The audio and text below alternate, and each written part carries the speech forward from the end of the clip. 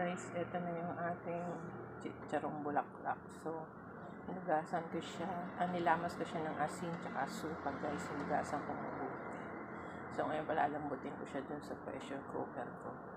Nilagyan ko siya ng luya, bawang, sibuyas, pamintang buo, tsaka asin guys. So, ngayon palalambutin ko siya. Ngayon mamaya piprituhin natin, chichicharohin natin. So, ito na guys yung ating pinalambot na tawag doon, bituka, ay chicharong bulaklak. So, ipiprito ko na siya guys. Medyo inana ko siya, pinatila ko. Ipipritohin na natin guys. So, ayan siya guys. Hindi ko, pagkahiwa ko sa kanya, nilagay ko na siya sa kawali. Hindi ko na siya nilagyan ng mantika. Palalabasin ko yung sariling mantika niya. Yun ang ipampiprito natin. So, ito yung first fry natin guys. So, inahon ko na siya. Palalamigin natin mamaya. Ipiprito ko pa ng second fry para malutong na malutong. So, palamigin natin to bago natin iprito ulit ng second fry.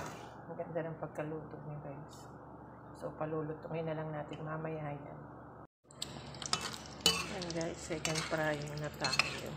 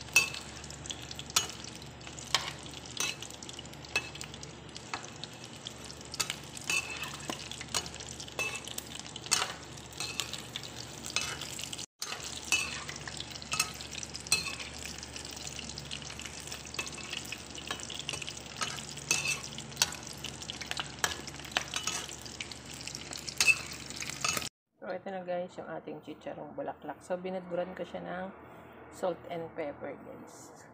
Ayan, kaluluto lang.